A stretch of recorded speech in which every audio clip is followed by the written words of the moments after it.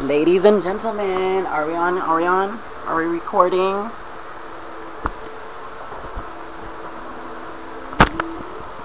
Ladies and gentlemen, thank you for tuning in to Charlie's edition, The Joy of Gay Sex series. I, of course, am Charlie, aka Miss Charlize. Now, I have not been on air since last Tuesday's Charlie's Edition show. It's been a very busy week. I didn't have the Charlie show this weekend because of the fact that it was Father's Day. And Monday, Charlie's Corner did not air just because of the fact that I was busy doing all kinds of stuff, doing laundry. I was at a friend's house, blah, blah, blah. So, yeah. But I want to thank you guys for tuning in to the show tonight. We're going to be talking about a few very interesting topics. And one of the main topics that we're going to talk about tonight is transgender. Basically, what the difference is between transvestite, transgender, cross-dresser, drag queen, all that good stuff. So, let me go ahead and put the camera up here. And we are going to begin right now. Transgender. The term transgender includes both transvestites and transsexuals.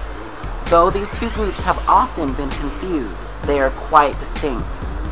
Although they have joined forces for political purposes as a legitimate part of the gay liberation movement, transvestites are men who dress up as women, while transsexuals are people who have decided to physically alter their bodies in order to conform to their mental and emotional identity. Perhaps half, maybe more, of all transvestites are heterosexuals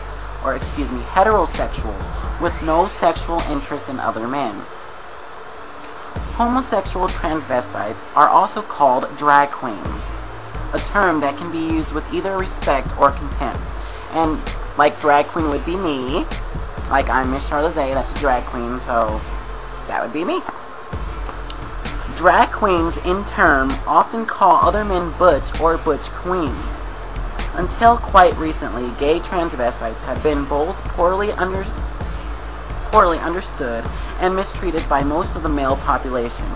Not only have they had to endure their jeers of straights, but also the put-downs of other gays.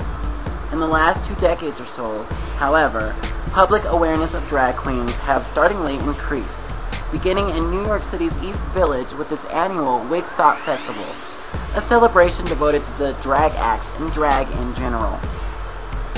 The mainstream success continued in the 1990s with the likes of talented drag queens such as Lady Bundy, Cuckoo Peru, Elaine Duvall, and widely known RuPaul.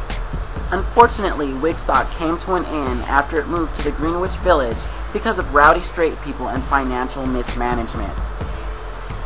Gay transvestites cross-dress for many different reasons. Some dress as men in public and wear drag only at home or during private parties. Others lead a double life and wear a male costume on the job and female attire at all other times. Some transvestites are accomplished in their dress and manner that they live publicly as a woman 24/7 without detection. Some are so convincing they have succeeded undetected in trades usually reserved for women. La Pertusha was a famous drag model of the 80s whose picture graced many fashion ads. One Rio de Janeiro beauty named Robinero Roberta was even Miss Brazil in the Miss Universe contest.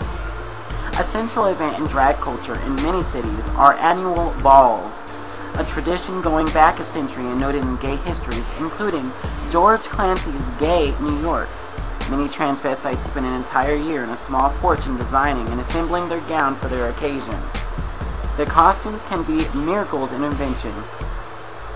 One year, the winner of a New Orleans Mardi Gras contest was carried to the judge's stand in a gilded cage, which at the climatic movement sprang open, releasing hundreds of birds and the drag artists in a fantasy of feathers. An excellent prize-winning film about drags and drag balls, Paris is Burning, examines this life, especially among African American and third world drag queens, with great style, verve, humor, understanding, and sometimes sadness. And of course, if you guys have ever seen that movie, Birdcage, very good. It's kind of like a drag movie. Very funny. Transvalism bears little relationship to actual sexual behavior or to problems with gender assignment. Some gay transvestites can be surprisingly aggressive in sex or quite versatile, screwing, being screwed, or both. To be sure, others refer to themselves as women and employ the feminine pronoun in talking about themselves and other transvestites as wives, both socially and sexually, with butch husbands. Some transvestites are ultra-conventional, even morally uptight. Others may be sex workers. Although occasionally a gay transvestite may long to have sex change, most are happy having it both ways. Because of how roughly they've been treated, drag queens can be very tough, particularly those from a working class background. It was drag queens, along with street hustlers, who began the riots at the Stonewall Inn in 1969, immediately afterward the TVs, as they sometimes refer to themselves, formed STAR, which stands for Street Transvestite Activist Revolutionaries, one of the guttiest gay political organizations in New York City. Transvestites are justifiably resentful. They are not given credit for their contribution to the gay liberation movement by gay men, many of whom consider drag an embarrassment to the gay struggle. We opine that this prejudice is a form of homophobia on the part of masculine gays who don't want to be associated with feminine behavior. No comment. Where are we at? And speaking of that, I'll talk to you guys about a topic that was posted on my Facebook just yesterday, but we'll get to that.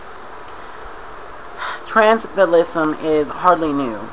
There have been a number of important transvestites throughout history. Missouri, the brother of Louis XIV of France, was considered the best general in the army, even though he was a transvestite who wore drag underneath his chainmail. He often complained that the smoke of battle messed up his makeup. Joan of Arc was accused, tried, and burned at the stake for wearing men's clothes, a serious crime in those days. Magnus Hirschfeld, a pioneer of sex research in Germany before World War II, was thought to be a transvestite. These and other examples demonstrate the continuity of transvism in history. Of course, one cannot know how many transvestites of yesteryear might have been preferred to sex change, since the procedure was unavailable then. In more recent times, during the 1970s, the gender fuck movement was popular, a twist on transvism. Men who dressed in women's clothes while sporting beards, mustaches, and other obvious symbols of masculinity. Genderfuck was especially active on the West Coast. Genderfucks enjoyed meddling the conventional distinctions between the sexes, both for its shock value and for political reasons. In contrast, transsexuals are men or women, either gay or straight, who believe they must surgically change their physical body and identify to that of the other sex. They have an unshaken conviction, sometimes begun in earliest childhood, that fate played some dreadful prank on them by bringing them into the world as the incorrect sex. They sometimes feel that, like feminine dirads trapped within masculine bark, they long to be released. Several medical centers, both in the United States and abroad, have helped those people make the transition from one sex to the other. Because it is socially, emotionally, and physically complex, and the surgical procedure irreversible, the process can take years to complete. First, the client is given an extensive psychological examination. He or she probably begins counseling or physical therapy or psychotherapy at the time to deal with the emotional aspects of gender reassignment. A man's beard is removed through electrolysis, and he receives injections of female hormones, which he must continue for the rest of his life. The hormones cause breasts to swell, hair to acquire new luster, skin to become softer, and hips to enlarge and become curvaceous. Women taking hormones experience a different set of physical changes. They lose extra pads of body fat, and their hair grows where it never had before. So I'm going to stop right there, and coming up with part 2 of Charlie's Edition, I'm going to continue reading about transsexuals and transvestites. So please stay tuned for part 2 of Charlie's Edition. We'll be right back.